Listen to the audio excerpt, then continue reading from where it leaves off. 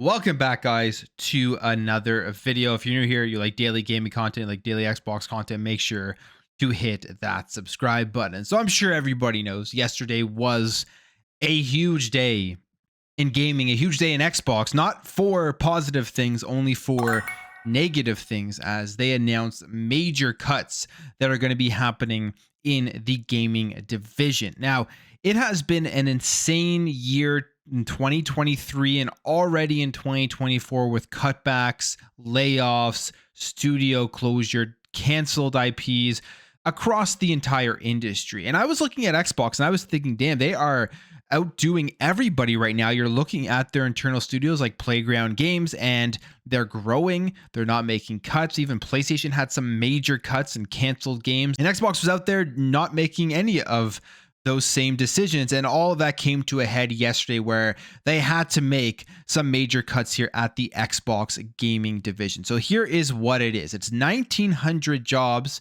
that have been cut.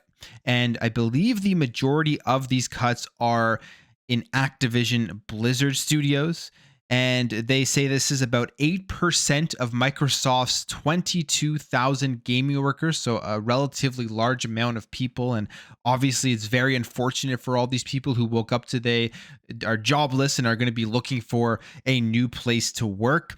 Phil Spencer, Matt Booty, they all put out statements. And one of the biggest cuts here, or one of the biggest departures from these job cuts, whether it was voluntarily or it was a part of the cuts, I'm getting mixed signals. I've seen people say that he left on his own accord, and other people say that he actually was a part of the cuts. I believe even Jez Corden confirmed that Mike Ybarra, the president of Blizzard, was a part of these 1,900 people who have been cut from Microsoft Gaming.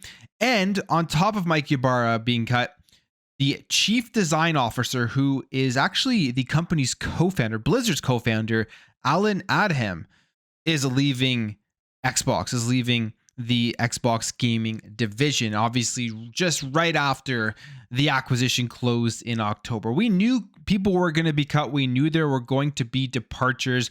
I mean, obviously somebody like Bobby Kotick departing, that was already pre-worked into the whole deal and everything. After they closed it, they had already announced that.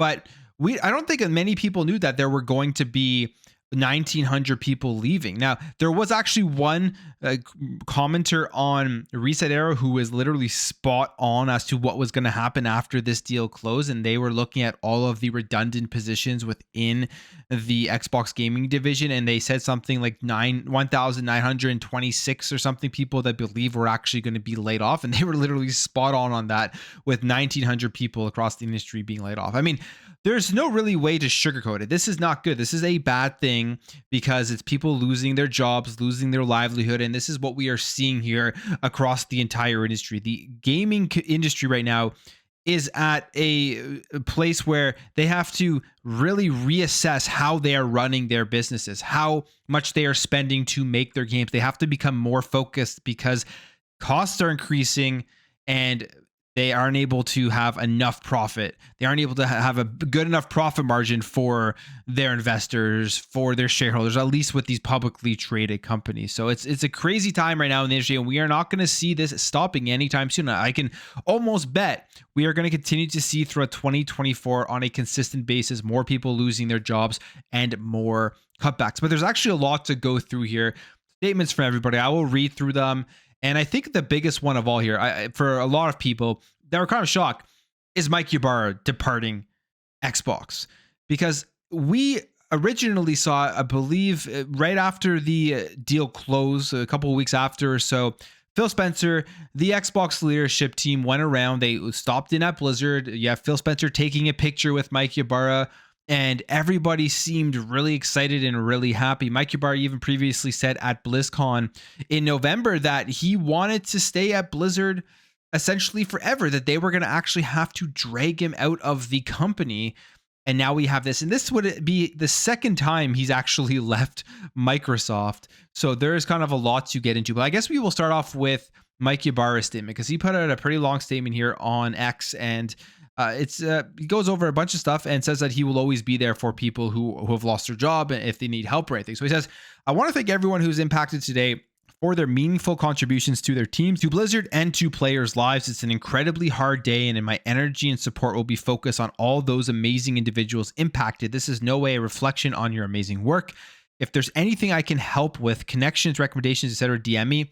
To the Blizzard community, I also want to let you all know today is my last day at Blizzard, leading Blizzard through an incredible time and being a part of the team, shaping it for the future ahead was an absolute honor, having already spent 20 plus years at Microsoft, and with the acquisition of Activision Blizzard behind us, it's time for me to once again become Blizzard's biggest fan from the outside. To an incredible teams at Blizzard, thank you. Words can't express how I feel about all of you. You are amazing. Continue to do incredible things and always keep Blizzard blue and the player at the forefront of every decision. To all those impacted today, I'm always available to you and understand how challenging today's news is. My heart is with each one of you. You go down here into the comments, and a lot of people are actually quite upset that Mike Ybarra is leaving. Just Corden here saying, I'm devastated for you, the teams, and the fans. WoW is in a better place than it has been in years. So sorry. And I would say that's pretty true. I mean, WoW is really improved since Mike Ybarra has been there, and he's been at the forefront of some big releases like Diablo 4 that just recently released that a lot of people loved. And you can go down here into Jez Corden's profile, and he is replying and basically saying that he was actually a part of the cuts from the 1900 people. For example, this person says, if Mike left on his own accord, you cannot force him to stay. Jez writes he didn't. There's another reply here is then saying the reason is what? Role redundancy. I'd be honestly surprised if Phil didn't offer him a position elsewhere if his current role was considered redundant. And Jez says, we may never know. I mean, he was the president of Blizzard. He was leading through them releasing and creating their games. And one of the biggest games that they were working on that a lot of people were excited for was Odyssey. And that game, on top of all of these firings, or I guess layoffs at Xbox, has been canceled. And Odyssey is that survival game that Blizzard was working on. And it's kind of an odd time to announce this and to cut this game, especially after we are seeing, I think, a huge surge in people that are going to be interested in survival games with the release of Palworld. So I don't know what's going on here, but they have officially canceled the game. They say the cancellation of the game codenamed Odyssey left Blizzard employees reeling as some lost their jobs and others were left wondering about the future of the studio. So there's a couple of things to dive into here. You do have a Blizzard spokesperson, Andrew Reynolds, saying that the development has ended. And they say, as a part of a focus on projects that hold the most promise for future growth, they want to move some of the people on the team to one of several exciting new projects Blizzard has in the early stages of development. So they're just at least saying, hey, we have more projects in development. We are going to take these employees, or some of them that were laid off, from working on Odyssey, which is now a canceled game, over to brand new projects that we don't know very much about, or maybe it's even more future DLC for their current games. Like, we won't know exactly what they are working on, or at least we don't know about that yet, but that is what they are saying. Now, this whole game Odyssey, it started in 2017, a pitch from Craig Amai, who is a Blizzard veteran who worked on World of Warcraft. So, I mean, right there, I mean, World of Warcraft was huge. It was the biggest MMO forever. And I mean, having somebody who was a veteran on that game pitching a new idea, I mean, I'm sure he had a bunch of stuff he eventually wanted to end up working on. It ended up being this survival game. They say like Minecraft and Rust, but just far more polished with fewer bugs and everything. And just the quality that Blizzard does put out when they do release their games. Yeah, in the work since 2017, or the pitch started in 2017, and then they publicly announced it in 2022. And now, a year later, essentially a year to 2 years later, it has officially been canceled. And one of the reasons people here are saying that it could have been canceled is because of the engine that they were using to work on this game. This one, very interesting because I don't know how much is this Mike Ybarra's fault. Is this the executives higher ups fault? We don't know, but they say here, despite the additional resources, the project struggled largely due to technical issues surrounding the engine or the suite of tools and technology that developers use to construct a game. According to people familiar with the process, Odyssey was originally prototyped on the popular Unreal Engine from Epic Games, but Blizzard executives decided to switch in part because it wouldn't support their ambitions for vast maps supporting up to 100 players at once. So, I mean, that alone, a survival game with 100 players in it, it sounds really interesting. I mean, you think about Palworld on the Steam version, you can get 32 players in that, and a lot of the servers, if you go look, are all filled up. So I'm sure it's a pretty crazy time. 100 players in a survival game. This would be just an insanely massive game. But instead of using Unreal Engine, they decided to go with Synapse, which is their own internal engine that they originally created, and they were developing mobile games with Synapse. And they envisioned this as something that would be shared across many of their projects in terms of using this engine. So I guess they had used it on some mobile games, and they were thinking they could use it on bigger games, bigger AAA games, console games, PC games. But they say this led to significant problems that the technology was slow to coalesce, and Odyssey's artists instead spent time prototyping content in the Unreal Engine that they knew would have to be discarded later. And then they say when the Microsoft acquisition was finalized, some Blizzard staff were hopeful that they might be able to switch back to Unreal Engine rather than trying to finish the game on Synapse. Clearly, that's not what happened. They just decided to cancel the game. And this is where things get interesting, where I question, was this something that Mike Ybarra even really had a say in terms of the engine that ended up being used for the development of this game? Or was this something that was pushed on him from people even higher up than him?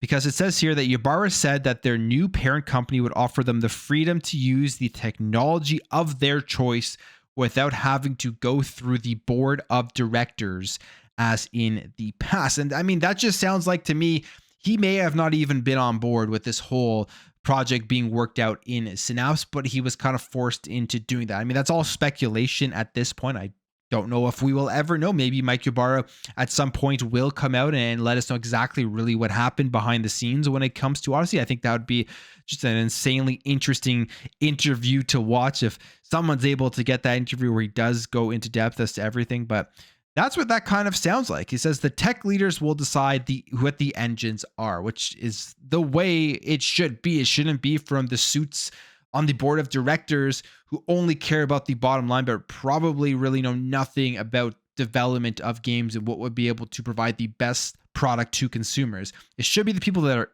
in depth using these engines and know what will make the best product, making the decisions. And that's what he says here. So I don't know if he was just trying to save his ass at this point, or he really was just backed into a corner. But all of that being said, from what we had heard from Odyssey, from people who had actually played the game early, they were pretty impressed. It says here, people who played early versions of the game enjoyed it and thought that there was a lot of potential in the market for a survival game that hit Blizzard's bar of quality.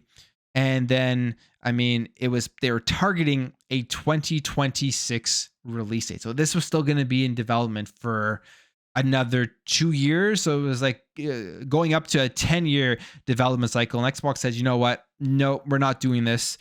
We're going to cancel the game. And here we are. I'm honestly kind of disappointed with this. I don't know if this is the right decision. A lot of people are comparing this to the Redfall decision, but somehow Redfall got through the quality control and they released it. So now are they kind of overcompensating by looking at something that isn't ready right now to come out, and in the state it's in, they're worried that it will end up being Redfall, so they're just cutting it without even giving it a chance. It's sad. It's disappointing because we have no idea what the potential of Odyssey is, and I'm hoping that people who played the game early will give us that insight as to what this game could have been, and then we can get a better understanding as to whether Xbox made the right call on this one or not.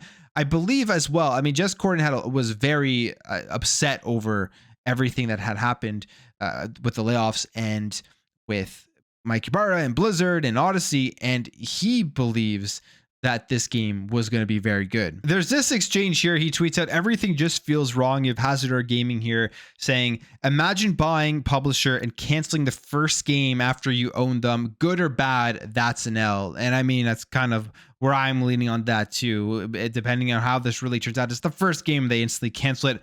And Jez replies here and says, trust me, It's a huge L and makes me question Microsoft's ability to tell what a good game is. So he's hinting that this was a good game that has now been canceled. But again, we will never really know unless later down the line something gets leaked or somebody talks or something comes out and gives us more information onto what Odyssey was, what exactly we missed out on, why it really and truly did get canceled, because the whole engine thing is just as right now just not confirmed. It's hearsay, it's a report, but we don't know 100% that that is the truth. I hope at some point we do know. But then the next question is Mike Ybarra leaving. Mike Ybarra, I think for like myself, I think is a loss. I don't know really what happened there and why all of a sudden he was pushed out, but it's an interesting thing to discuss and to think about. I think there's maybe like 2 or 3 things that could have happened. The first one here, which may be the most logical thing, and that is maybe he just doesn't like Microsoft and he wants to leave. Maybe he wants to start a new thing for himself rather than be under the Microsoft leadership. The other thing would be maybe the Odyssey was actually just so terrible and everything fell on him. So that's where the axe fell. And the third thing, which it's essentially be it. And it is, I mean, it kind of am leading towards this. This is just a complete wild speculative guess, but I feel like maybe there is some politics involved here and people at Microsoft just don't like Mike Ybarra. It's his second time leaving. He's back in there. Maybe they were just looking for a way to justify pushing him out. And this whole Odyssey thing could be that.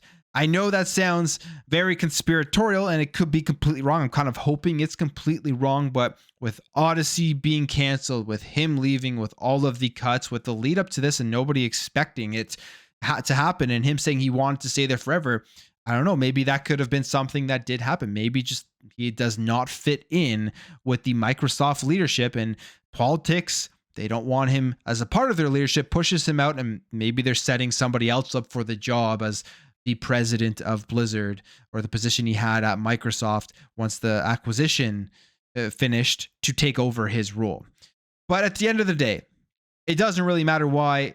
For the 1,900 people that aren't executives, that aren't going to be millionaires and stuff, they are the ones that are going to suffer the most here as they have lost their jobs. And the reality of the situation, I mean, this is the reality of the situation. People don't like to hear it, but it is true. This is from Hogue Law, and he says it very well, as he always does. It says, folks, ABK was a full-fledged publisher. You don't need separate back offices at one company. Pause a bit before sounding the alarm bells for the industry while still being sympathetic to the individuals impacted. And you can absolutely be reasonable, logical, and still be sympathetic to the people that were impacted. But the reality is 1,900 people, probably the majority of it are redundant rules. They already had those rules at Xbox Gaming. You're bringing in an entire publisher that also has those rules. It's a corporation, it's a business. They're still there for the bottom dollar, for the bottom line, to make as much money as possible.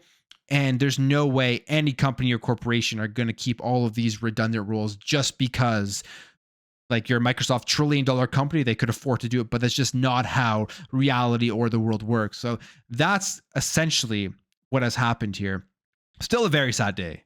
Still a very, very sad day for people who lost their job, for the industry in general that continues to go in this direction of cutting back because of how insane it costs to develop games, like in the hundreds of millions of dollars. I mean, there's a lot we could talk about. I mean, there's even this. I kind of am going in a weird trajectory here, jumping back to the Blizzard game. You have Johnny Cash here, who is the director of seasonal engagement for Epic Games on Fortnite and was formerly at Blizzard, mostly on World of Warcraft, he says. And he says, the Blizz survival game was fantastic. The team behind it even more fantastic.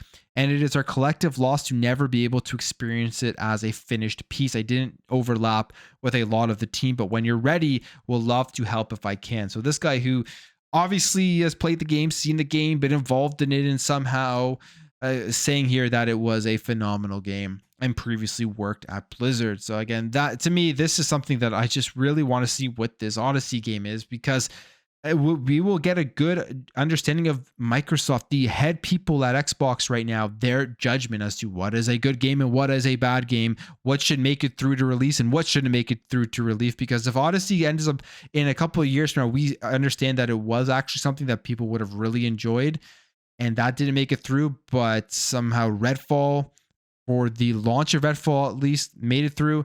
There's going to be a lot of questions with the Xbox leadership. All right.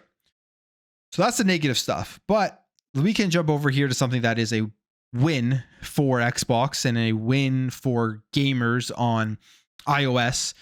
And that is that the Apple Store officially now has opened up their App Store to allow game streaming services like Xbox Cloud Gaming and GeForce Now. So if you remember previously, Apple was blocking Xbox Game Pass from putting their Game Pass app with all of the individual games actually within that app. The only way you could access Xbox Cloud Gaming was by going through the browser on an iOS device. And Xbox obviously was against that. They were going to do everything in their power to make sure that people on Apple devices could play games, which is why one of the main reasons I think that they made cloud gaming through the browser is so important. So people on their iPhones and iPads could use it. So that was still available, but you still couldn't use the Xbox Game Pass app. And now that is all going to be fixed up here. So starting today, Apple is opening up its App Store to allow game streaming apps and services. This means services like xCloud streaming, GeForce Now, which were previously only accessible on iOS via a browser. And they say here that developers can now submit a single app with the capability to stream all of the games offered in their catalog. And these changes apply worldwide, so no matter where you are. And they also say that each experience made available in an app on the App Store will be required to adhere to all the App Store review guidelines, and its host app will need to maintain an age rating of the highest age-rated content included in the app. So good news. This is a good thing that the Game Pass app that you see on your Android phone, where you can just play a game through the cloud, through the app, is now going to be available on Apple's App Store, which will most likely get even more people to jump in and try out Game Pass, NVIDIA GeForce Now, or any of those streaming platforms that are available for people everywhere else that weren't available on iOS. And we'll jump here to another thing. Xbox apparently is expanding out to Xbox Indonesia. This is according to someone in the Xbox Indonesia group on Facebook. They say that they have cleared certification from the Indonesian government and will be available starting in 2024. So if you're in Indonesia and you've been hoping to play Xbox, looks like that is something that is on its way. No official date yet, but hey, another expansion to another part of the world that Xbox can reach with, especially with all their technologies and cloud gaming and everything like that. It looks like this is going to be something that they are going to want to do and expand out to as many more people as possible. But I'm going to end the video there, guys. If you did enjoy this video, hit that thumbs up. If you are new here, hit that subscribe, and I'll catch you guys in the next video.